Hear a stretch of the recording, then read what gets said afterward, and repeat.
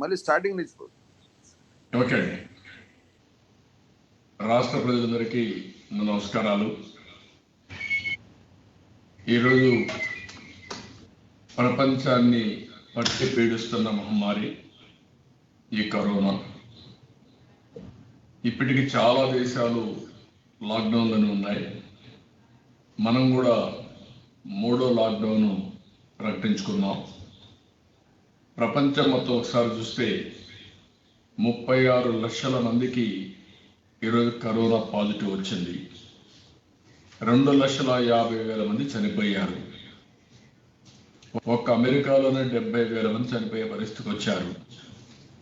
న్యూయార్క్లో అయితే ఎవరైనా అంత్యక్రియలు చేయాలంటే 15 రోజులు వెయిట్ చేసే పరిస్థితి వస్తూ ఉంది. ఇండియాలో కూడా 46,437 కేసులు వచ్చాయి. 1,566 మంది చనిపోయారు. నిన్న ఒక్క రోజునే 3,932 కేసులు వచ్చాయి. 175 మంది నిన్న ఒక్కరోజు చనిపోయే పరిస్థితి వచ్చింది. ఏమాత్రం జాగ్రత్తగా లేకపోతే నిన్న ఒక్కసారి చూస్తే చెన్నైలో, కోయంబేడులో, అక్కడ మార్కెట్ యార్డ్లో జరిగిన సంఘటన వల్ల 527 మందికి పాజిటివ్ వచ్చే పరిస్థితి వచ్చింది. మనం ఫస్ట్ లాక్డౌన్ పెట్టుకున్నాం మార్చి 25న. అప్పటికి 606 కేసులు ఉన్నాయి. సెకండ్ లాక్డౌన్కి 40,263 కేసులు అయినాయి. 40 రోజుల్లో 66 రెట్లు పెరిగింది. ఇప్పుడు 3వ లాక్డౌన్ మే 17 వరకు ప్రధానమంత్రి గారు అనౌన్స్ చేయడం, ఇది దేశం అంతా కూడా ఫాలో అయ్యే పరిస్థితికి వచ్చింది. దేశంలో 737 జిల్లాలు ఉంటే 130 జిల్లాలు రెడ్ జోన్లుగా, 284 జిల్లాలు ఆరెంజ్ జోన్లుగా, 319 జిల్లాలు గ్రీన్ జోన్స్గా ఉండే పరిస్థితి వచ్చింది. ఆంధ్రప్రదేశ్ రాష్ట్రంలో రెడ్ జోన్ చూస్తే 5, ఆరెంజ్ జోన్స్ చూస్తే 7, అదే మరి ఒక్క జిల్లా మాత్రం గ్రీన్ జోన్ ఉండే పరిస్థితికి వచ్చింది. అంటే మనం ఇవన్నీ చూసినప్పుడు ఏవైతే ఇటీవల లాక్డౌన్ ప్రకటించిన తర్వాత చాలామంది త్యాగాలు చేశారు. 130 కోట్ల మంది ఎప్పుడూ ఇంట్లో నుంచి బయట రాకుండా ఇంట్లో ఉండిపోయే పరిస్థితికి వచ్చారు. ప్రపంచాలు లాక్డౌన్ చేసుకుంది, అన్ని దేశాలు. మన రాష్ట్రం, మన దేశంలో అన్ని జిల్లాలు లాక్డౌన్ చేసుకుంటూ 130 కోట్ల మంది ఇళ్లలో ఉండిపోయారంటే ఇది గతంలో ఎప్పుడూ జరగని సంఘటన. ఇది ఇంకొక పక్కన మీరు ఒకసారి చూస్తే దేవాలయాలు క్లోజ్ చేశారు, చర్చిలు క్లోజ్ చేశారు, మసీదులు క్లోజ్ చేశారు. ఎవరు ఊహించి ఉండరు. తిరుమల తిరుపతి దేవస్థానం, బాలాజీ దర్శనం, వెంకటేశ్వర స్వామి దర్శనం ఇన్ని రోజులు ఆపేస్తారని ఎవ్వరు కూడా కలలో కూడా ఊహించిన పరిణామం. అదే మరిగా ఎంతోమంది, ఒకటిద్దరు కాదు, 130 కోట్ల మంది త్యాగాలు చేశారు. ప్రధానమంత్రి గారు ఒక పిలిపిస్తే మేము సైతం పాటిస్తామనే క్రమశిక్షణతో ఇంట్లో నుంచి బయట రాకుండా, నిత్యావసర వస్తువులు లేకుండా ఉన్నవాటితో సర్దుకుని, కనీసం ఏదైనా చిన్న చిన్న పనులు, బార్బర్ షాపు పోవాలనుకున్నా, లాండ్రీకి పోవాలన్నా కాదు, మా పనులు మేమే చేసుకుంటామనే ఉద్దేశంతో అందరూ కూడా ఇళ్లకే పరిమితమయ్యే పరిస్థితికి వచ్చారు. దమనీయమైన పరిస్థితి. మైగ్రేషన్ లేబర్ ఎక్కడెక్కడో నిలిచిపోయారు, వివిధ దేశాల్లో ఉండిపోయారు.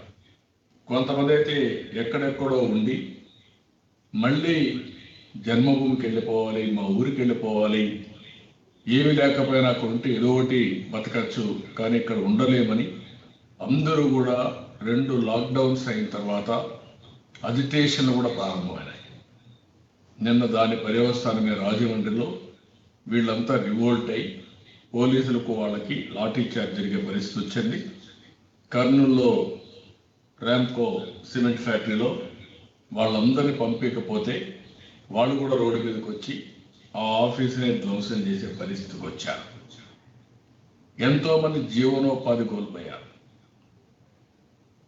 చాలా మందికి ఆ రోజు కష్టపడితే తప్ప తిండి లేని పరిస్థితి నుంచి ఈరోజు ఇంటికే పరిమితం అయిపోయి పర్వాలేదు త్యాగం చేయాలి చేద్దామని చెప్పే పరిస్థితికి వచ్చారు.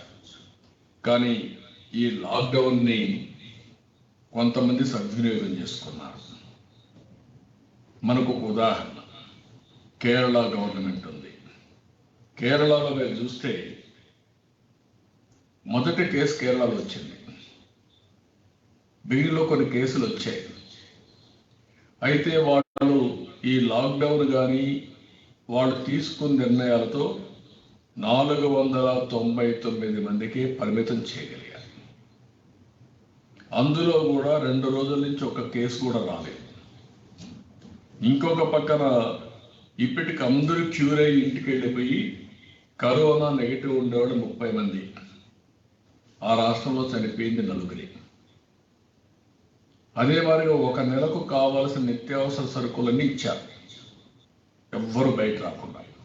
ఇలాంటి పాజిటివ్ నిర్ణయాలు తీసుకునేది ఇక్కడ ఇబ్బందులు లేకుండా ముందుకు పోయే పరిస్థితికి వచ్చారు. ఈరోజు ఇన్ని త్యాగాలు చేసిన ఈ ప్రజానీకాన్ని మనం ఒకసారి ఆలోచిస్తే,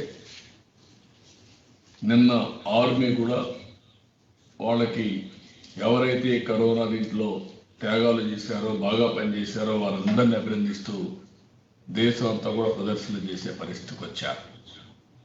అయితే ఇక్కడ వచ్చింది రేషన్ షాపులు కూడా క్లోజ్ చేశాం. ఓసారి ఆ రోజు కూడా నేను చెప్పాను, ఈ రేషన్ షాపుల్లో కూడా మీరు చేసేది కరెక్ట్ కాదు, మీరు వాలంటీర్స్ అంటున్నారు, వాలంటీర్స్ ఉన్నప్పుడు మీరే దేశపై ఇవ్వాలి తప్ప వాలంటీర్ని పెట్టుకొని వాళ్ళు రమ్మడం కరెక్ట్ కాదని ఆ రోజు కూడా చెప్పాం. అలాంటిది మీరు ఒకసారి చూస్తే చాలా దారుణంగా కూడా ప్రవర్తించారు. నేను ఆరు కూడా ఏతో పలికాను పోలీసులకి, మీరు ఎక్కడికక్కడ వచ్చి ఎవరైనా ఒక టీకి వస్తామనో లేకుంటే ఇంట్లో నుంచి బయట వస్తే వాళ్ళకు నచ్చ చెప్పాల్సింది పోయి మీరు వాళ్ళ మీద కేసులు పెట్టి భయభ్రాంతులు చేసి వాళ్ళు భయపడిపోతున్నారు. కొంతమంది చనిపోయారు. అలాంటి సంఘటనలు చాలా జరిగాయి. మందులకు పోతూ వాడిని కొట్టి వాడు చనిపోయే పరిస్థితికి వచ్చారు. ఇంకొక పక్కన టీకి వస్తే వీడు రావడం వచ్చే కొద్ది పారిపోయే కొద్ది బయలుదేరే కొద్దికి ఆల్ ఆఫ్ ఎషన్ పరిగెత్తి ఆ తొక్కిళ్ళు చనిపోయే పరిస్థితి వచ్చి చాలా మంది మరి చనిపోయారు. అలాంటిది ఈరోజు మీరు ఒక్కసారి చూస్తే మొత్తం కూరగాయలు లేకుండా అవస్థపడ్డారు, బియ్యం లేకుండా అవస్థపడ్డారు, నిత్యావసర వస్తువులు లేకుండా అవస్థపడ్డారు. కడాన బార్బర్ షాప్కి లేకపోతే లాండ్రీకి పోకుండా కూడా ప్రజలు త్యాగం చేశారు. నిన్న all of a sudden liquor షాపులన్నీ తెరిచారు. నేను అడుగుతున్నా ఈ ప్రభుత్వాన్ని, ఇది న్యాయమా అని అడుగుతున్నా. మీరు ఏ విధంగా కరోనాని కట్టడి చేస్తారో చెప్పాల్సిన బాధ్యత మీ పైన ఉంది. నేను ఎన్నోసార్లు చెప్పాను, మొదట్లో సజెషన్స్ ఇస్తే తీసుకోలేదు. ఆల్ పార్టీ మీటింగ్ పెట్టమని అడిగితే ఏమాత్రం లెక్క పెట్టుకోలేదు. అదే సమయంలో వివిధ సమయాల్లో అన్ని రాజకీయ పార్టీలు మేధావులు వీళ్ళకి సజెషన్స్ ఇచ్చినా లెక్క పెట్టుకోకుండా ఇష్టానుసారం ఎదురుదాడి చేసే పరిస్థితికి వచ్చారు. కడాను నిన్న చూస్తే విచ్చలవిడితనం. కొన్ని వేల లిక్కర్ షాపులు తెరిచారు. అంత మునుపు బయట వస్తే కేసులు పెట్టిన మీరు నిన్న లిక్కర్ షాపులు రెగ్యులేట్ చేయడానికి పోలీసులు పెట్టి రెగ్యులేట్ చేస్తారా? మీరు ఆ మాత్రం ఆలోచన మీకు లేదా? ఆ మాత్రం ఇంగిత జ్ఞానం మీకు లేదా? టీచర్లు పెట్టి లిక్కర్ షాపులు రెగ్యులేట్ చేస్తారా? మీరు చదువు చెప్పవలసిన టీచర్లు బ్రాందీ షాప్ దగ్గరికి వెళ్ళి ఆ బ్రాందీ షాప్లో ఉండే క్యూని మెయింటైన్ చేయాలా? ఇది ఎక్కడ న్యాయం? ఏంటి ఆలోచన? అంటే నిన్న మనం చూస్తే ఆ సీన్లు చూసినప్పుడు నాకు చాలా బాధేసింది, మనసు కలిసివేసింది. ఏంటి ఇన్ని రోజులు మనం చేసిన త్యాగాలేంటి? మీకు ఒక క్రమశిక్షణ లేదు. ఈరోజు లాక్డౌన్ 1 and 2 అంటే నా జీవితంలో ఎప్పుడు కూడా ఇంట్లో ఉండేవాడిని కాదు. అలాంటి వ్యక్తిని ఫస్ట్ టైం చట్టాన్ని గౌరవించాలని నేను హైదరాబాద్కు వస్తే ఇక్కడే ఉండిపోయాను. నేను ఇక్కడే ఉంటే మీరు నన్ను గురించి విమర్శ చేశారు. మీరు చేసిన పని ఏంటి? అదే సమయంలో మనం ఒకసారి చూస్తే నిన్న ఒక్క రోజు బయట వచ్చి విపరీతంగా ఒక 5-6 మంది చనిపోయారు. 6 మంది చనిపోయారు ఒక్క రోజులో. ఇవి ఎప్పటి నుంచో చెప్తున్నాం. ఏది కూడా అతిగా పోతే చాలా సమస్యలు వస్తాయి, జాగ్రత్తగా ఉండాలని చెప్తూ వచ్చాం. ఒక్క నెల్లూరు జిల్లాలో 3 చనిపోయారు. ఒక అతను ఘర్షణ పడితే ఒక అతను చనిపేశాడు. ఒక అతను రోడ్ యాక్సిడెంట్లో చనిపోతే నెలలో పెళ్లి కావాల్సిన వ్యక్తి, యంగ్స్టర్. ఇంకొక పక్కన ఇంకొక అతన్ని చంపేసే పరిస్థితికి వచ్చారు. చిత్తూరు జిల్లాలో భార్య అమ్మాయి, తండ్రి తాగి వస్తే అడిగింది భార్య, ఎందుకు మనకు డబ్బులు లేవు కదా, ఎందుకు మరి చేస్తామని అడిగితే కొట్టాడు. దాంతో ఆ తల్లి పాప ఇద్దరు ఇంకా బతికి లాభం లేదని ఊరేసుకొని వాళ్ళు చనిపోయే పరిస్థితికి వచ్చారు. అదేవిధంగా ఇంకొక దగ్గర చూస్తే కూచినపూడిలో ఒక వాచ్మెన్, ఆ వాచ్మెన్ చేసిన తప్పేంటంటే అక్కడ బ్రాండీ షాప్ ఉంది, స్టాక్ ఎత్తుకుని వెళ్ళిపోతున్నారు. అడ్డం పడితే అతను కొడితే ఆ మనస్తాపంతో ఆయన ఆత్మహత్య చేసుకునే పరిస్థితికి వచ్చాడు. ఇలాంటి సంఘటనలు ఏ విధంగా మీరు ఈరోజే పుల్లంపేటలో తాగి వచ్చి భార్యను నరికే పరిస్థితికి వచ్చారు? ఎన్ని వైలెన్స్ జరిగాయని అడుగుతున్నాను. జగ్గయ్యపేట దగ్గర తాగిన బైక్లో పోతూ ఒక వృద్ధురాలి పైన యాక్సిడెంట్ చేస్తే ఆవిడ ప్రమాద పరిస్థితిలో హాస్పిటల్లో చేర్చే పరిస్థితికి వచ్చారు. రాష్ట్రం మొత్తం మహిళలు రోడ్డు మీదకి వచ్చారు. ఇంత కరోనా ఉంది. కడప జిల్లాలో పెనగలూరు, బెస్తపల్లి, విశాఖపట్నంలో వేపగుంట, వడ్డాది మండలం కొత్తూరు, నరసింగరావుపేటలో, గుంటూరులో దుగ్గిరాల్లో, పెదపాడల్లో, కాకులూరు మండలం లింగాయపాడల్లో, మాచవరం మండలం పిల్లుట్లలో, చిత్తూరు జిల్లా ఏర్పేటలో, పాపానపేటలో, బందార్లపల్లిలో, నెల్లూరు జిల్లా భోగోల్ దగ్గర నాగులవరంలో, కోట మండలం గోవిందపల్లిలో, కృష్ణా జిల్లా పెదపారపూడి, వెంట్రపగడ్లో మహిళలందరూ రోడ్డు మీదకి వచ్చి ఇలాంటి సమయంలో ఆందోళన చేశారు. నిన్న ఒక మహిళను చూశాను, ఆవేదనతో రోడ్డు మీదకి వచ్చి పోలీసులతో ఆర్గ్యుమెంట్ పెట్టుకునే పరిస్థితికి వచ్చింది. మేము త్యాగాలు చేశాం, మాకు 50% జీతాలు కట్ చేశారు, మేము అయినా పర్వాలేదు కష్టాలు అనుకున్నాం, ప్రజల బాగు కోసమే ఆలోచించాం. ఈరోజు మీరు చేసే పని ఇక్కడ చూస్తూ ఉంటే కడుపు కాలిపోతుంది. ఇంతమంది ఏంటి? దీనివల్ల కరోనా ఏ విధంగా నియంత్రణ చేస్తారు మీరు? మా ప్రాణాలు ఏమవుతాయి, మా జీవితాలు ఏమవుతాయి, మా జీవితాలతో ఆడుకుంటారా మీరని చెప్పి పోలీసులు నిలదీస్తే నీకే పని నువ్వుకే పని వెళ్ళిపోనే పరిస్థితికి వచ్చారు. ఒక వ్యక్తి ఆవేదన ఏంటి, సమాజంలో ఈ వారిగా అయిపోతా ఉంది, ప్రభుత్వం పరిదగిస్తే ఏమవుతుంది అనే ఆవేదనతో అతను చాలా బాధపడిపోయి ఊగిసలాడే పరిస్థితికి వచ్చాడు. నిస్సహాయ పరిస్థితి. ఒక చిన్న పాప వేడుకునింది ప్రభుత్వాన్ని. 60 రోజులు 40 రోజులు ఉన్నాం, మా కుటుంబం అంతా కూడా ఆనందంగా ఉన్నాం, అలవాటైంది. ఇలాంటి సమయంలో ఎందుకు మీరు తొందరపడి ఈ మద్యం షాపులు తెరుస్తారు? మా మీద కరుణ లేదా అని ఒక చిన్న పాపం వేడుకునే పరిస్థితి వచ్చిందంటే ఇది వీళ్ళందరూ ఆలోచించాల్సిన అవసరం ఉంది. నిన్న నేను అడుగుతున్నా, ఎంత దుర్మార్గం అండి దీంట్లో? ఏంటి రేటు పెంచుకుంటూ పోతే తాగే వాళ్ళు తగ్గి మద్యపాన నిషేధం జరుగుతుంది. అది వీళ్ళిచ్చే తిరిగి. నిన్న 25% పెంచారు, ఈరోజు 50% పెంచారు. ఇంత మునిపే రేట్లు విపరీతంగా పెంచారు. ఒకవేళ ఎవడైనా తాగేవాడు అర్థం తాగినా ముందు ధర ఎంతుందో అంత ధర ఉండే పరిస్థితి వచ్చింది. మొన్న ఒక ఆడబిడ్డ చెప్తా ఉంది, మీరు మద్యపాన నిషేధం అని పేరు పెట్టి అన్నీ కూడా తప్పుడు బ్రాండ్స్ మీరు ప్రమోట్ చేశారు. దేశం కానీ ప్రపంచం కానీ కొన్ని బ్రాండ్స్ ఉన్నాయి. ఆ క్వాలిటీని బట్టి అందులో ఉండే నాణ్యతను బట్టి వాళ్ళు ఒక తాగే పరిస్థితి over a period of time ఏర్పరచుకున్నారు. వాళ్ళ యొక్క ఆర్థిక పరిస్థితి, ఆరోగ్య పరిస్థితి చూసుకొని చేశారు. మీరేం చేశారు? మీరు అలాంటి బ్రాండ్స్ మీరు డిసైడ్ చేస్తారా? Is it right? నేను అడుగుతున్నా ఈ ప్రభుత్వాన్ని. అంటే ఎవడైతే తాగుతున్నాడో డబ్బులు వాడిది, బ్రాండ్ సెలెక్షన్ మీది. ఎందుకు మీకు బ్రాండ్ సెలెక్షన్ చేశారు? అవే ఎందుకు పెట్టారు ఆ షాపుల్లో? అంటే కక్కుర్తి కాదా? డబ్బులు కాదా? అక్కడి నుంచి మీరు ఒకసారి చూస్తే, ఒక ఉదాహరణ, 150 రూపాయలు అమ్మే ఒక క్వార్టర్ బాటిల్, ఏదైనా ఒక ఎగ్జాంపుల్ తీసుకుంటే, ఈరోజు 300 రూపాయలు అమ్మితే సగం తాగినా 4,500 రూపాయలు అయిపోతుంది.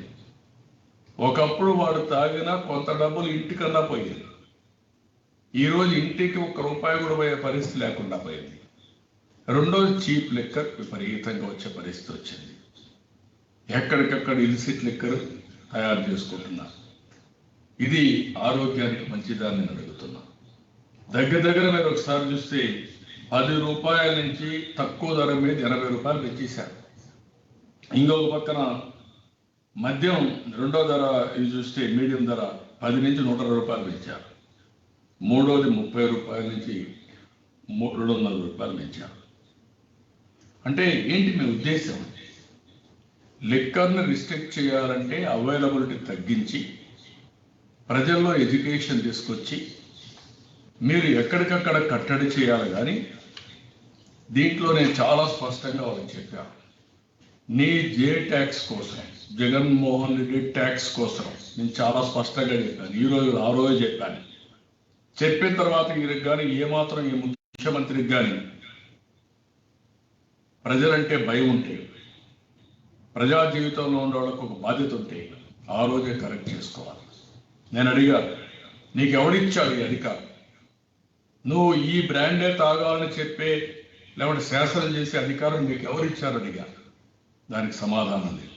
అవే బ్రాండ్స్ చేసుకున్నారు.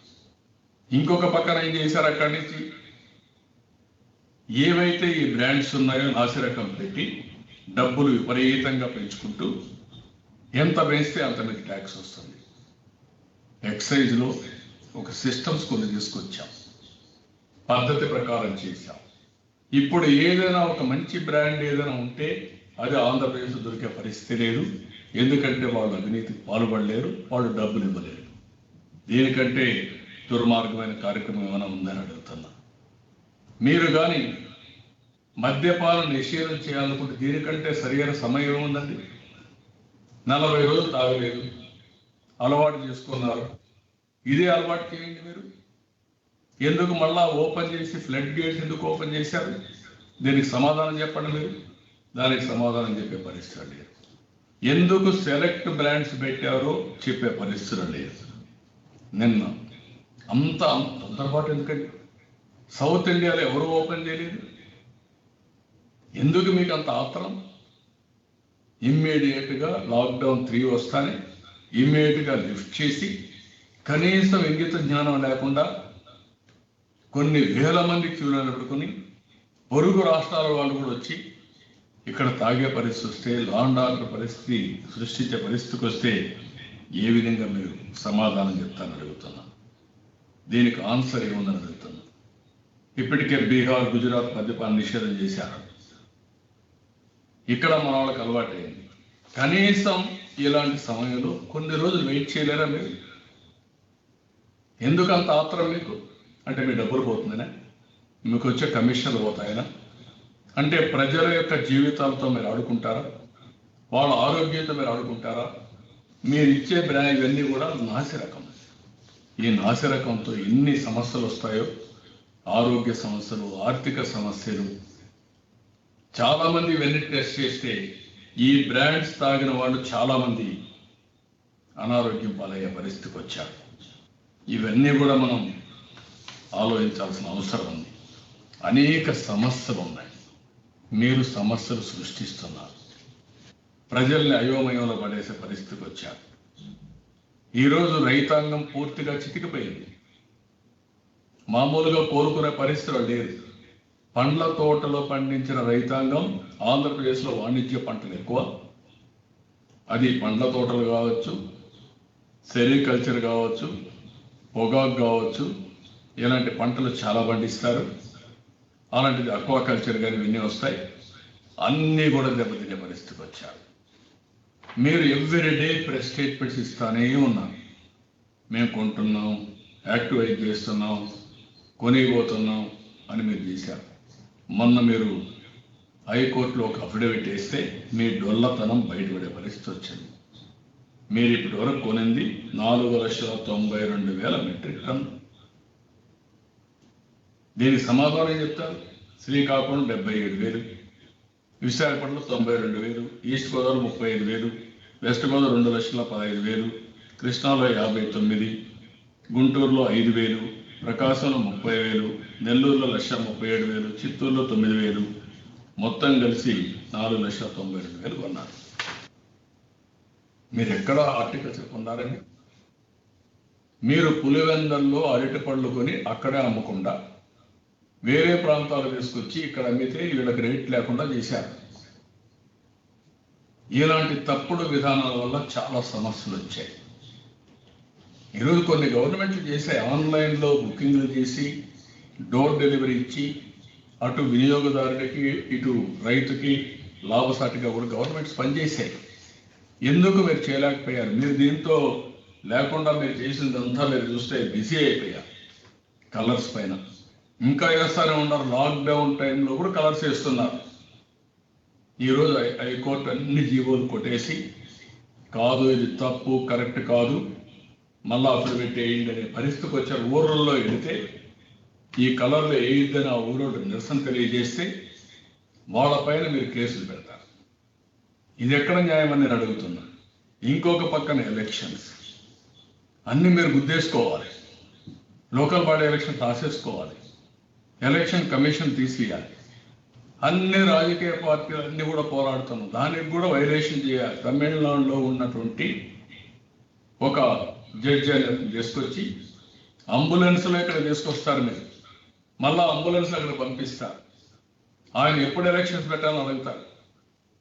అంటే ఎక్కడికి పోతున్నారు అన్నీ? అదే మరి ఈరోజు అన్ని రాజకీయ పార్టీలు కూడా కోర్టు అడిగే పరిస్థితికి వచ్చాయి. శాండ్ విచ్చలవిడిగా రాత్రుల్లో, ఎందుకు రాత్రుల్లో దొంగతనంగా అవుతున్నారండి? ఏం కొంపలు కూలిపోయినాయి? ఆ రోజు ఏం చెప్పారు మీరు?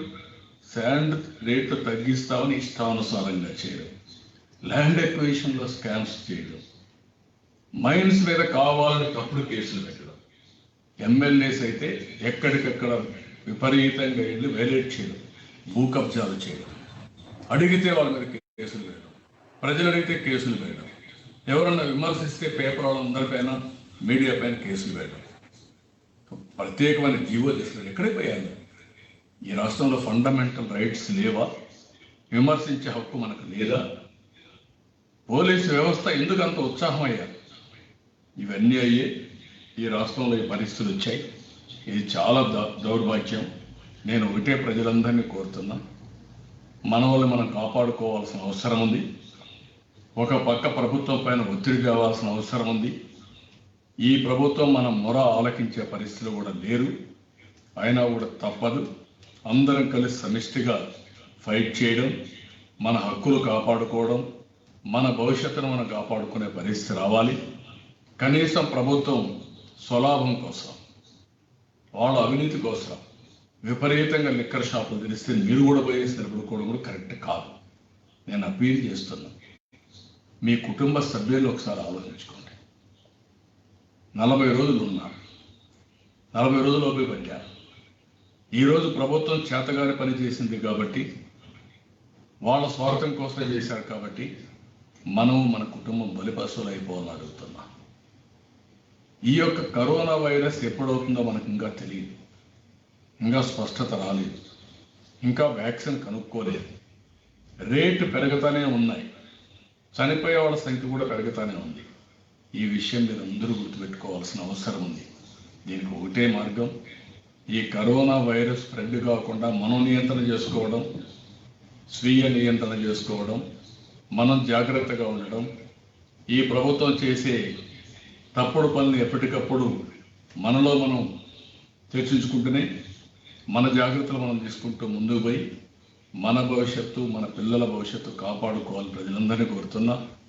ఇబ్బందులు వచ్చాయి, ఆ ఇబ్బందులన్నీ అధిగమించాలంటే ప్రభుత్వాలు కానీ సక్రమంగా పనిచేస్తేనే సాధ్యం. ఈ ప్రభుత్వం బొత్తిగా కాడుపడేసింది కాబట్టి దుర్మార్గమైన కార్యక్రమాలు, అవి కూడా ఏవైతే డెస్ట్రక్టివ్ యాక్టివిటీస్ తప్ప 10 మందికి ఉపయోగపడే పని ఏది చేయడం లేదు. ఆ విషయం గుర్తు మేమైతే 5,000 రూపాయలు ఇమ్మని పదే అడిగాం. చేతి వృత్తులు దెబ్బతిన్నారు, కుల వృత్తులు దెబ్బతిన్నారు, బడుగు బలహీన వర్గాలు దెబ్బతిన్నారు. అలాంటి వారికి కొన్ని ప్రభుత్వాలు నిబంధనలుగా వచ్చి ఆర్థిక సహాయం చేసే పరిస్థితికి వచ్చారు. రేపు ఎంప్లాయ్మెంట్ కూడా ఇమీడియట్గా వస్తుందని నమ్మకం లేదు. చాలామందికి ఉద్యోగాలు పోయినప్పుడు ప్రభుత్వం పాజిటివ్గా ఆలోచించి అందరం కలిసి సమిష్టిగా ప్రజలకు అండగా ఉండవలసిన సమయంలో నేను ఎవరు చెప్పినా ఎన్నో నా ఇష్టానుసారంగా చేస్తామని ముఖ్యమంత్రి రావడం చాలా బాధాకరం. దీన్ని ప్రజలందరూ గుర్తుపెట్టుకుని మళ్ళీ కోరుతున్నా, మీలో ఎక్కడికక్కడ ఇమ్యూనిటీ పెంచుకోవాలి, జాగ్రత్తలు తీసుకోవాలి. మీరు జాగ్రత్తలు తీసుకుంటేనే గ్రామాల్లో ఉండే మీరు కానీ, టౌన్స్లో ఉండే మీరు కానీ అన్ని జాగ్రత్తలు తీసుకొని మనం ముందుకు పోవాలని మరొక్కసారి కోరుకుంటూ, నేను ఎప్పటికప్పుడు అనేక జాగ్రత్తలు మీకు చెప్పాను. ఇప్పుడు కూడా ఇది జరిగిన తర్వాత నిన్నటి నుంచి నా ఆవేదన, బాధ చాలా ఉంది. ఎందుకంటే ఇదేంటి ప్రభుత్వం వారు చేస్తూ ఉందని. అందుకనే ఈరోజు గట్టిగా ఖండిస్తే తప్ప ఈ ప్రభుత్వం మార్పు రాదనే ఉద్దేశంతో గట్టిగా నిరసన తెలియజేస్తున్నా. దయచేసి ప్రజలందరూ అర్థం చేసుకోవాల్సిందిగా నేను కోరుతూ, ఎప్పుడూ తెలుగుదేశం పార్టీ మీకు అండగా ఉంటాం. ఒక పార్టీ అధ్యక్షుడిగా ఎప్పటికప్పుడు మీ బాగోగుల కోసం అన్ని విధాల ప్రయత్నం చేస్తాం. అపోజిషన్లో ఉన్నాం కాబట్టి పోరాడతాం. ఈరోజు వీళ్ళు ఇచ్చే మాస్కులు కూడా సబ్స్టాండర్డ్. ఇంతవరకు వీళ్ళ యొక్క మాటలు ఎంతవరకు ఉన్నాయో మీరు ఒక్కసారి చూస్తే, మాస్కులు ఇస్తామని చెప్పి కనీసం రెడ్ జోన్లో కూడా మాస్కులు ఇవ్వలేకపోయారు. నిన్న మనం చూసాం లైన్లో వచ్చిన వాళ్ళందరినీ. వాళ్ళ దగ్గర ఉండే టవల్స్ కట్టుకోవడం అవి తప్ప ఎక్కడ కూడా మాస్కులు కూడా ఇవ్వలేని పరిస్థితి వచ్చేది. చాలా దుర్మార్గం. ఇవన్నీ కూడా తీవ్రంగా ఖండిస్తూ మరొక్కసారి ప్రజలకు విజ్ఞప్తి చేస్తున్నా, మనల్ని మనం కాపాడుకోవాల్సిన సమయం. అందరూ కూడా క్రమశిక్షణగా ఉండి సహకరించాల్సిందిగా మరొక్కసారి కోరుకుంటూ అందరికీ నమస్కారాలు. జై హింద్. ఎనీబడి? సార్ మీరు హలో మాట్లాడండి రవి సార్. నమస్తే సార్. ప్రభుత్వం సంపూర్ణ మద్య నిషేధం అమలులో చర్యల్లో భాగంగా ఈ విధంగా మద్య వ్యవహారం చేస్తూ ఉందని కూడా ప్రభుత్వ వర్గాలు చెప్తున్నాయి. మీ మొదటి నుంచి కూడా మద్యంపై ప్రభుత్వంపై తీవ్ర విమర్శలు చేస్తున్నారు. వారేమో గత ప్రభుత్వానికి కంపేర్ చేస్తూ ఉన్నారు. మద్యం షాపులు కూడా గవర్నమెంట్ మెయింటైన్ చేస్తుంది. గతంలో షాపుల కన్నా కూడా బెల్ట్ షాపులు తీసేసాం, మద్యం షాపులు కూడా గతంతో పోలిస్తే తగ్గించామని చెప్తున్నారు. ఏదైతే ఈ ధరలు పెంచేది ఏదైతే ఉందో ప్రజల్ని మద్యం నుంచి దూరం చేయడానికే సంపూర్ణ మద్య నిషేధంలో చర్యల్లో భాగంగా ఇటువంటి చేస్తున్నామని ప్రభుత్వం చెబుతుంది. మరోవైపు ఢిల్లీలో కావచ్చు, వేరే రాష్ట్రాల్లో కూడా మద్యాన్ని 100% ఎక్కువ రేటు అమ్మే పరిస్థితి నిన్న ఈ రోజు వాళ్ళు కూడా చర్యలు తీసుకుంటున్నారు అని చెప్పి చెప్తున్నారండి. ప్రభుత్వం అధికార పార్టీ నుంచి ఈ విధమైన వాదన వస్తుంది. ఎక్కడైనా సరే ఒక బ్యాడ్ ప్రాక్టీస్ ఉంటే మీరు అది ఫాలో కావాల్సిన పని లేదు.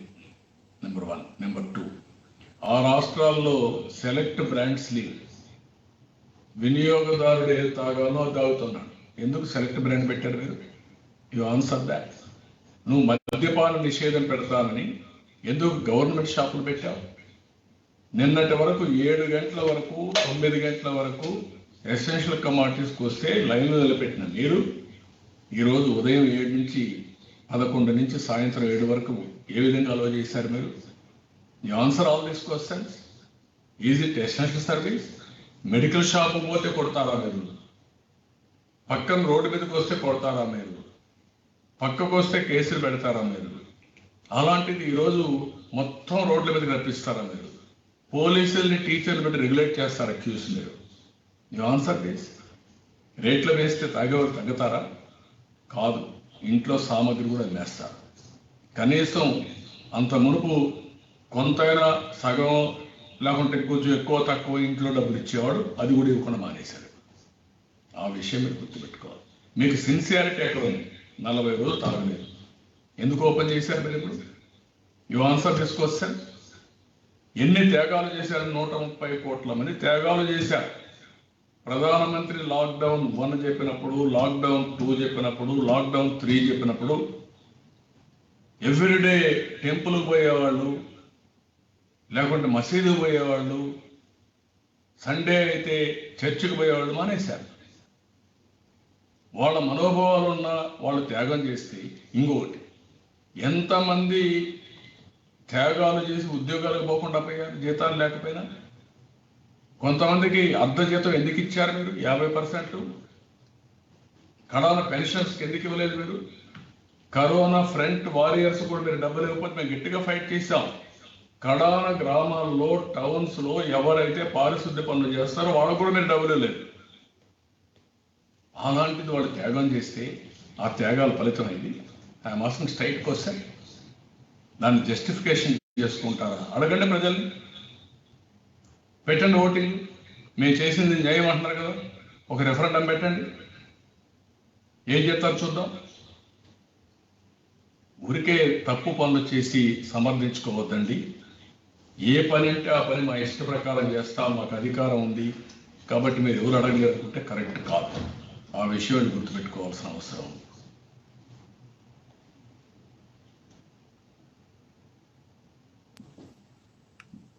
ఎన్టీవీ రమేష్ గారు, మీరు మాట్లాడగలరండి.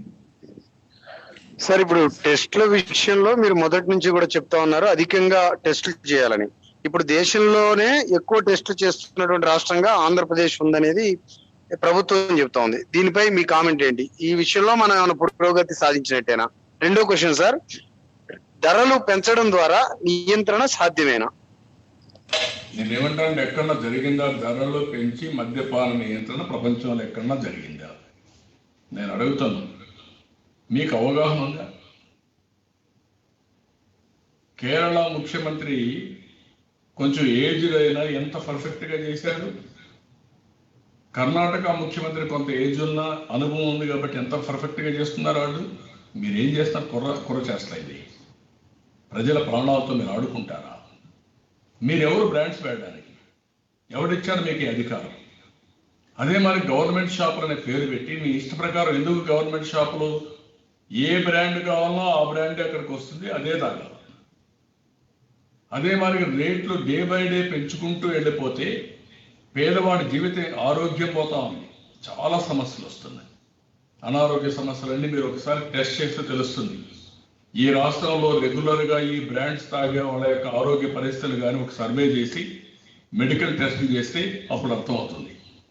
నాసి రకం పెట్టి ప్రజల ప్రాణాలతో ఆడుకుంటారా? రెండోది, కరోనా వైరస్ భయంకరంగా ఉంటే, టచ్ పాయింట్ ఉంటే ఆటోమేటిక్గా వస్తుందంటే నిన్న జరిగిన సంఘటన ఏంటి మీరు చూశారు కదా. వేల మంది కిలోమీటర్ తరబడి క్యూలా తాగేసి విచ్చలెడతానమాట. అంటే ఈజ్ ఇట్ ది రెస్పాన్సిబుల్ ప్రభుత్వం? రెండోది, కిట్లు టెస్టింగ్. నేను ఎప్పుడో చెప్పాను, ఎక్కడ మీరు ఇప్పటికీ ట్రాన్స్పరెన్సీ ఎక్కడుంది? మీరు ఎక్కడైతే క్వారంటైన్ పెట్టింది ఎక్కడ టెస్టులు చేశారా? అనౌన్స్ చేశారా? ఫస్ట్ డే నుంచి కర్నూలులో మేము ఏం చెప్పాం? స్లిప్ అవుతామని, స్లిప్ అవుతుందని చెప్పాం. గుంటూరు చెప్పాము, ఎందుకు చేయలేకపోయారు? కేరళ చేసిన పని మీరు ఎందుకు చేయలేకపోయారు? కేరళలో కేసులు వచ్చినప్పుడు మన దగ్గర కేసులే లేవు. అలాంటిది డే బై డే నిన్న కూడా 67 కేసులు వచ్చి సౌత్ ఇండియాలో హైయెస్ట్ పెరిగింది. తమిళనాడులో మీద పెరిగాయి, మన దగ్గర పెరిగే పరిస్థితి వచ్చింది. ఏదైనా సిన్సియారిటీ ఉండాల్సిన అవసరం ఉంది. దాంట్లో కూడా కిడ్స్లో కూడా కక్కుర్తిపడే పరిస్థితికి వచ్చారంటే మిమ్మల్ని ఏమనాలి? ఎవరినో చూస్తే నవ్వరాండి. కడాన టెస్టింగ్ ఎక్విప్మెంట్లో కూడా కక్కుర్తిపడడం, దానికి సమాధానం చెప్పండి మీరు. కాబట్టి ఇవన్నీ కూడా మంచిది కాదు, ఇది సమాజానికి మంచిది కాదు. ఆ విషయం మీరు గుర్తుపెట్టుకోవాల్సిన అవసరం ఉంది. అడ్డదిడ్డంగా ఆర్గ్యూ చేయొద్దండి. ఏదైనా మంచి పనులు చేసి ప్రజలతో మీరు అనుకూలంగా ఉంటే వాళ్ళు కూడా మనల్ని పాజిటివ్గా ఆలోచిస్తారు తప్ప వాళ్ళ కష్టాల్లో ఉంటే వాళ్ళ జీవితాలతో మీరు ఆడుకోవాలనుకుంటే మాత్రం ప్రజలు సహించే పరిస్థితులు లేరు, అసహించుకుంటారు. ఈటీవీ కృష్ణ గారు, మీరు మాట్లాడగలరండి. సరే, ఏదైతే కేంద్రం లాక్డౌన్ కి వెసులుబాటు కల్పించిందో అదే కేంద్ర ప్రభుత్వం కూడా ఈ లిక్కర్ షాప్స్ ఓపెనింగ్ కి వెసులుబాటు కల్పించడం వల్లే ఓపెన్ చేసామని చెప్పి నేను మంత్రులు చెప్పడం జరిగింది సార్. దీనికి ఏమంటారు? నేను అడుగుతున్నా, నువ్వు రేషన్ షాపులన్నీ ఏం చెప్పారు ఆ రోజు చెప్పినప్పుడు ఏదైనా నిత్యావసర వస్తువులు కానీ ఇవన్నీ కూడా సప్లై డోర్ డెలివరీ చేయమన్నారు కదా. ఆ రోజు ఎవరైనా రావాలంటే 9 గంటల వరకే ఉండాలి అని ఆ రోజు పెట్టారా? ఈరోజు మార్నింగ్ 7 నుంచి 11 నుంచి ఈవినింగ్ 7 వరకు పెట్టమని చెప్పారా కేంద్రం మిమ్మల్ని? ఏదైతే రెడ్ జోన్స్ కూడా పెట్టమన్నారా? ఇప్పుడు రెడ్ జోన్స్ లేకి గ్రీన్ జోన్స్ కూడా వస్తున్నారు. రెడ్ జోన్ వాళ్ళు గ్రీన్ జోన్కి వచ్చి కొనే పరిస్థితికి వచ్చేసారు. ఎక్కడ మీకు సిన్సియారిటీ ఉంది? డే 1 మీరు ఒకసారి చూస్తే ఎప్పుడప్పుడు లిక్కర్ షాపులు ఓపెన్ చేయాలని ఆలోచించారు తప్ప జిల్లా అయితే red zone, orange zone, green zone strict గా ఫాలో కావడం ఎక్కడ చేశారు? మీరు ఎందుకు చేయలేకపోయారు? మీరు బాధ్యత కదా ఈరోజు ఇన్ని పెరగడానికి. మాట్లాడితే నన్ను విమర్శిస్తారు. నేను ఆ రోజు చెప్పా, ఈ రోజు చెప్పా, ఒక క్రమశిక్షణతో ఉన్న రమ్మంటారు, రేపు నేనే వస్తా, ఏం చేయాలని చెప్పండి చేస్తా. అంతేగాని నేను ఒక బాధ్యత కలిగిన వ్యక్తిగా నేను ప్రవర్తిస్తా ఉంటే ఇష్టానుసారంగా ఉన్మాదంగా మీరు ప్రవర్తించడం కూడా మంచిది కాదు. నేను గట్టిగా చెప్పాల్సి వస్తుంది. అసర్టివ్గా చెప్పకపోతే మీ ఇష్ట ప్రకారం మీరు తయారైపోయారు. ప్రజల జీవితాలతో ఆడుకునే అధికారం మనకి ఎవరికి ఇవ్వడం. మనకి ఇచ్చింది వాళ్లకు కష్టాల్లో మంచి చేయడం, పాజిటివ్ సజెషన్ చేయడం, వాళ్ళని ఆదుకోవడం, అది ముఖ్యం. ఆ విషయం గుర్తుపెట్టుకోవాల్సిన అవసరం ఉంది. కేంద్రం చెప్పింది కాబట్టి మేము ఇచ్చాం. కేంద్రం ఎన్ని చెప్పింది? రెడ్ జోన్స్ జిల్లా యూనిట్ చేశారా మీరు? ఇవన్నీ కూడా సమాధానం చెప్పాల్సిన అవసరం ఉంది. ఏబిఎన్ రామారావు గారు మీరు మాట్లాడారు. సార్ నమస్తే అండి. సార్ ఇప్పుడు ప్రతి జిల్లాలో కూడా దాదాపుగా 1 hour ఏవో ఒక కేసులు నమోదవుతానే ఉన్నాయి, పాజిటివ్ కేసులు ప్రతిరోజు. 3 జిల్లాల్లో అయితే మాత్రం డబుల్ డిజిట్ లో నమోదవుతున్నాయి. రోజు కూడా 65కి తగ్గట్ల. ఇప్పుడున్న పరిస్థితుల్లో నెంబర్ 1 లాక్డౌన్ ని మళ్ళీ పొడిగించాలంటారా? తర్వాత నెంబర్ 2, ఇప్పుడు మద్యం షాపులకి గ్రీన్ జోన్స్, ఆరెంజ్ జోన్స్ కి యాక్సెప్ట్ చేశారు. కానీ రెడ్ జోన్స్ నుంచి మద్యం షాపులకి వచ్చి గ్రీన్ జోన్ లోకి వచ్చి మద్యం కొనుక్కొని వెళ్ళి మళ్ళా రెడ్ జోన్కి వెళ్ళిపోతారు. దీనివల్ల స్ప్రెడ్ అయ్యే అవకాశం ఉంటుంది కదా. అది ఎవరికైనా కామన్ సెన్స్. అది 100% మీరు చెప్పింది వాస్తవం. రెడ్ జోన్ నుంచి గ్రీన్ జోన్ కొనుక్కొని వస్తే ఆటోమేటిక్ గ్రీన్ జోన్ కూడా స్ప్రెడ్ అవుతుంది కదా ఆటోమేటిక్గా. రెండోది, లాక్డౌన్ ఎందుకు పెట్టాం? ఎవరిని బయట రావద్దన్నాం, ఎవరూ పనికి పోవద్దన్నాం. దేనికోసం? త్యాగాలు చేయమన్నాం. దేనికోసం? ఈ డిసీజ్ని కంట్రోల్ చేయడానికి, కరోనా వైరస్ని కంట్రోల్ చేయడానికి. మీరు ఉపయోగించుకున్నారా? వితండవాదం. మీ ఎమ్మెల్యేలు విపరీతంగా, మీ ఎంపీలు, ఒక ఆయన మదనపల్లి పోతారు, కనిగిరి ఎమ్మెల్యే మదనపల్లికి పోతాడు. ఇంకొక ఆయన ర్యాలీ పెట్టి కాగడావత్తులు పెట్టి కరోనా గో బ్యాక్ అని అరుస్తాడు. వెళ్ళిపోతుందా కరోనా వైరస్? ఇంకొక ఆవిడైతే పూలు చల్లించుకుంటుంది.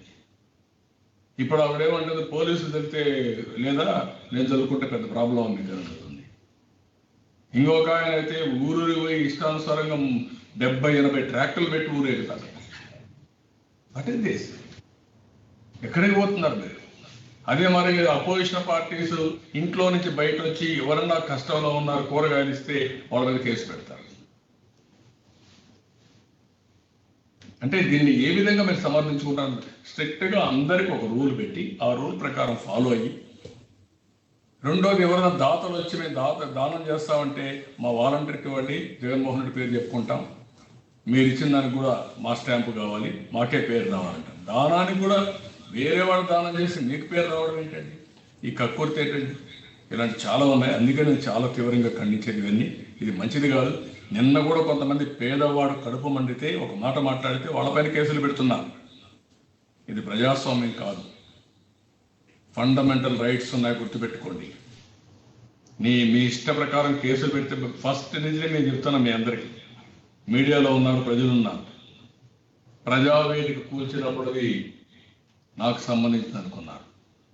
ఇప్పుడు పైన ప్రజల పైన దాడులు, పత్రికల పైన దాడులు, మీడియా పైన దాడులు చేస్తూ ఉంటే ఇప్పుడు ప్రతి ఒక్కరు కూడా నిస్సహాయ స్థితిలో ఆలోచించే పరిస్థితికి వచ్చాం. ఇంకా ఎక్కువ దాడులు చేస్తారు వీళ్ళు.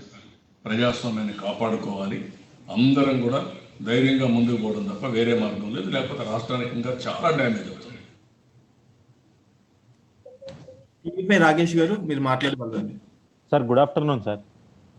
గుడ్ ఆఫ్టర్నూన్ అండి. సార్ ఇప్పుడు రాష్ట్ర వ్యాప్తంగా సారా కూడా విపరీతంగా కాస్తున్నారు. ఇప్పుడు నిన్నటి నుంచి మద్యం షాపులు తీశారు, 20% రేట్లు పెంచారు, మళ్ళీ ఇవాళ 50% పెంచారు. ఇప్పుడు మళ్ళీ పబ్లిక్ అంతా సారా కాస్తున్నారు కాబట్టి ఈ రేట్లు పెరిగినాయని మళ్ళీ సారా తాగితే అక్కడ కూడా ప్రజల ప్రాణాలకు ఇబ్బంది ఉంటుంది కదా సార్. అక్కడ సారాని ఆపట్లేదు, ఇక్కడ మద్యమేమో రేట్లు పెంచి తెరిచిన పరిస్థితి. ఏం చెప్పాలి సార్ దీనికి?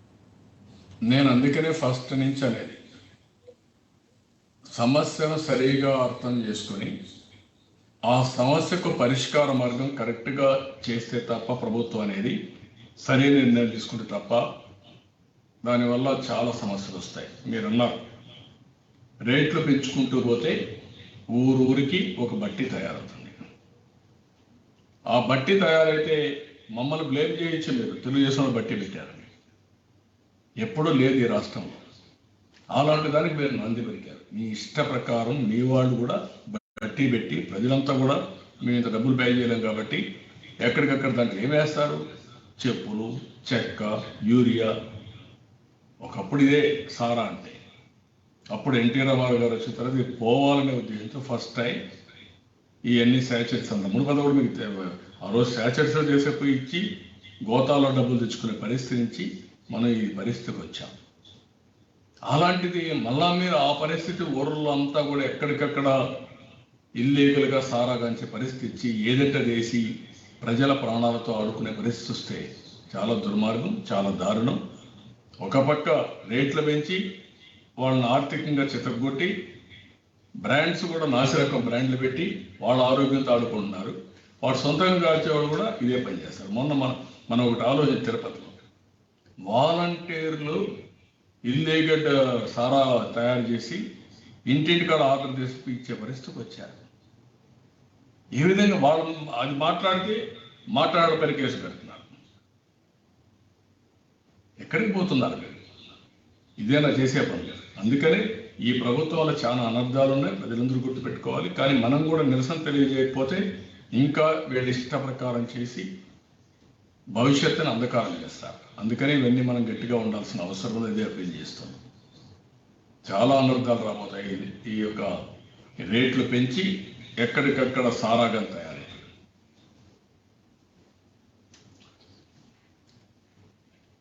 ఎనిబడి హెచ్ఎంటీవీ ఈశ్వర్ గారు మాట్లాడగలరండి.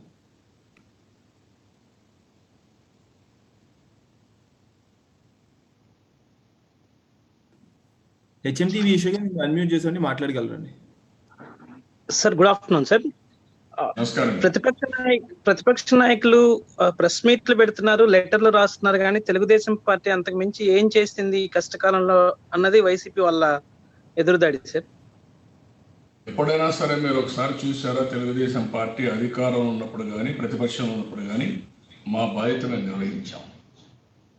ఫస్ట్ డే నేనే 10 లక్షల రూపాయలు ఈ ప్రభుత్వం యొక్క అథారిటీ గుర్తించి గౌరవించాలనే ఉద్దేశంతో ముఖ్యమంత్రి పంపించారు నా కుటుంబీగా. మా వాళ్ళు ఎమ్మెల్యేలు, ఎంపీలు, ఎమ్మెల్సీలు అందరూ 1 నెల జీతం ఫస్ట్ రాష్ట్రంలోనే దేశంలోనే ఫస్ట్ మేమే ముందుకొచ్చి ఆఫర్ చేశాం. ఎందుకు? దీనివల్ల ఇంకా చాలామంది ముందుకు వచ్చి వాళ్ళు కూడా ఇస్తారనే ఉద్దేశంతో ఇచ్చాం. అనేక వాణిజ్య సంస్థలు, ఇండస్ట్రీస్ వాళ్ళు ఇచ్చారు. తర్వాత మా వాళ్ళందరికీ పిలిపించాం. మీరు ఎక్కడికక్కడ ప్రజలు ఇబ్బందుల్లో ఉంటే మీరు వాళ్ళని ఆదుకోవాలి. అదే మరి ఎన్టీఆర్ మెమోరియల్ ట్రస్ట్ నుంచి 2,50,000 మాస్కులు తయారు చేసి క్వాలిటీ నాణ్యమైనట్టు పంపించి ఎక్కడిక్కడ అధికారులకు ఇచ్చాం, ప్రజలకు ఇచ్చాం. అవన్నీ చేశాం. మా వాళ్ళు బయట వస్తే కేసులు పెడతారా? చిన్న చిన్న సహాయం చేస్తే కేసులు పెడతారా? మీరు అది కూడా సామాజిక ఇది కూడా పాటించి, భౌతిక దూరం పాటించి, ఫిజికల్ డిస్టెన్స్ పాటించి ఇస్తే మీరు చేస్తారా? మీరు ఊరేగితే మీరు కేసులు పెట్టుకోరా? ఏమంటారు దానికి? అదే మరిగా నేను వస్తే నేను కూడా క్వారంటైన్లో ఉండాలని మీరు మాట్లాడతారా? అంటే నేను వస్తే క్వారంటైన్లో డెఫినెట్గా ఉంటాను. ఎందుకంటే ఇంటి దగ్గర నుంచి ఎవరు బయట రాకూడదని డెఫినెట్గా ఫాలో అవుతాను. ఫస్ట్ మ్యాన్ నేను ఫాలో కావడానికి, నేను వైలేట్ చేయను. కానీ మీరు వైలేట్ చేస్తూ మళ్ళా నన్ను బెదిరించే పరిస్థితి మీకు ఎవరు ఇచ్చారు? ఎప్పుడూ తెలుగుదేశం పార్టీ చేయలేదండి. కృష్ణా ఫ్లడ్స్ వస్తే మీ పార్టీ చరిత్ర ఏంటి? ఎప్పుడు వచ్చారు మీరు ఏం చేశారు చెప్పండి. కృష్ణా ఫ్లడ్స్ వస్తే 15 కోట్ల రూపాయలు మొబిలైజ్ చేసి ఆ బాధితులను ఆదుకున్నాం. ఉత్తరాంచల్లో ప్రభుత్వం ఫెయిల్ అయితే అక్కడి నుంచి ప్రత్యేక విమానాలు తీసుకొచ్చి వాళ్ళ ఇంటి దగ్గర కారు పెట్టి పంపించాం. అదే మాదిరిగా ఎక్కడో గల్ఫ్ కంట్రీస్లో ఇబ్బందుల్లో ఉంటే వాళ్ళు ఆదుకున్నాం. ఉదుగుదు ఏ విధంగా ఆదుకున్నాం, తిత్లీ ఏ విధంగా ఆదుకున్నాం, హరికేన్ ఏ విధంగా ఆదుకున్నాం. ఏ ఒరిస్సాలో సూపర్ సైక్లోన్ వస్తే తెలుగుదేశం పార్టీ మన రాష్ట్రం కాదని ఆలోచించకుండా అప్పట్లోనే అక్కడ కూడా పంపించి సేవలు అందించాం. మన రాష్ట్ర ప్రతిష్ట పెంచాం. ఆ విధంగా సేవాభావంతో ముందుకు పోవాలి తప్ప మమ్మల్ని విమర్శించుకుంటూ ఉంటే మీకు ఏమొస్తుందండి? డెఫినెట్గా చేశాం, ఇంకా చేస్తాం, చేయాల్సిన అవసరం ఉంది. కంటిన్యూగా మా బాధ్యత. ఫస్ట్ నుంచి వర్చువల్ కాన్ఫరెన్స్ పెట్టాం. ఎందుకు పెట్టాం వర్చువల్ కాన్ఫరెన్స్ అని ఇప్పుడు మీ అందరితో మాట్లాడుతున్నాం. ముఖ్యమంత్రిని ఎవడో వచ్చి చెప్పాలి కదండి ఇవన్నీ. ఎందుకు చేయలేరు? కేరళ సీఎం చేయలేదా? తెలంగాణ సీఎం చేయలేదా? అందరూ చేశారు. ప్రధానమంత్రి చేయాలి, అందరూ చేస్తున్నారు. మనం ప్రజలకి ధైర్యం ఇవ్వాలి. ప్రజలు ఏం చేయాలన్న విషయాలు మనం మాట్లాడాలి. వాళ్ళల్లో ఒక అవగాహన పెంచాలి. ఇలాంటి సమస్య ఫేస్ చేసినప్పుడు వాళ్ళల్లో కూడా ఒక ధైర్యాన్ని నింపవలసిన బాధ్యత మన అందరిపైన ఉంది. ఆల్ పొలిటికల్ పార్టీస్ చేస్తున్నారు, మీరు కూడా చేయాల్సిన అవసరం ఉంది. మీ మీద ఎక్కువ రెస్పాన్సిబిలిటీ ఉంది. ప్రభుత్వం మీ చేతల్లో ఉంది, ప్రభుత్వ యంత్రాంగం మీ చేతల్లో ఉంది. దీన్ని నియంత్రణ చేయడం కానీ అదే మాదిరిగా వాళ్లకు తగిన సహాయం చేయడం కానీ మీ బాధ్యత. ప్రజలందరూ మీ దగ్గర డబ్బులు ఇచ్చారు ఈ కష్టకాలంలో, ఆ విషయం గుర్తుపెట్టుకోవాలి. వీళ్ళు ఇంకా కొన్ని తప్పులు కూడా చేశారు. ఫోర్సబుల్ కలెక్షన్స్ కూడా చేశారు, అవి కూడా తప్పని. నేను ఎవరిని కూడా ఎంకరేజ్ చేయను. నేను ఆ పేర్లు ఇప్పుడు చెప్పడం నాకు చౌకబారు విమర్శ వస్తుంది కాబట్టి నేను చెప్పను, కానీ అవి కూడా తప్పే. బలవంతు వసూళ్లు, బెదిరించి వసూలు చేయడం ఎన్ని తప్పు. ఓకే, మరొకసారి ప్రజలందరికీ విజ్ఞప్తి చేస్తున్నా, మీరందరూ కూడా జాగ్రత్తగా ఉండడం అవసరం. దీనికి ఇంకా వ్యాక్సిన్ వచ్చే వరకు ఎవరి పాటికి వాళ్ళు స్వీయ నియంత్రణ చేసుకోవడం, జాగ్రత్తలు తీసుకోవడం, బయట పోయినప్పుడు ఎక్కడ కూడా మనం క్రమశిక్షణ ఉల్లంఘించి ఇష్టానుసారంగా చేయకుండా బాధ్యతగా ముందుకు పోవాలని కోరుకుంటున్నా. ప్రభుత్వం స్వార్థం కోసం చేసిన వాళ్ళ యొక్క, ఇప్పుడు నేను చెప్పాను, రేట్లు పెంచిన దానివల్ల లాభ నష్టాలు బేరీ చేసుకోకుండా ఇష్టానుసారంగా రేట్లు పెంచేసిన మనం ఎక్కడికక్కడ ఇవన్నీ ఆలోచించి ప్రజల్లో ఒక చర్చ జరగాలి. ప్రభుత్వం పైన ఒత్తిడి పెంచాలి. అదే సమయంలో మన ఇమ్యూనిటీ మనం పెంచుకుంటూ ఎక్కడ కూడా పాజిటివ్గా వచ్చే కేసులు రెడ్ జోన్లు ఎక్కడున్నా ఆ ఏరియాలో ఎక్కువ మన వాళ్ళు పోవడం కానీ వాళ్ళు ఇక్కడికి రావడం కానీ ఎంత నియంత్రణ చేసుకోవాల్సిన బాధ్యత ఉంది. ఈరోజు ప్రభుత్వం ఉంది. రెడ్ జోన్లో ఉండే వ్యక్తులు గ్రీన్ జోన్కి రాకుండా నియంత్రణ చేయాల్సిన వాళ్ళే అది చేయలేకపోతే ప్రజలే దాన్ని జాగ్రత్తగా ఉండి నిరసన తెలియజేస్తూ మన ప్రాంతాన్ని మనం కాపాడుకోవాలి, సమాజాన్ని కాపాడుకోవాలి. దానికి ముందుకు రావాల్సిందిగా మరొక్కసారి అందరినీ కోరుకుంటూ అందరికీ నమస్కారాలు, ధన్యవాదాలు. మా ఛానల్ నుంచి వచ్చే లేటెస్ట్ అప్డేట్స్ కోసం ఛానల్ను సబ్స్క్రైబ్ చేయండి మరియు పక్కనే ఉన్న బెల్ బటన్ని క్లిక్ చేయండి.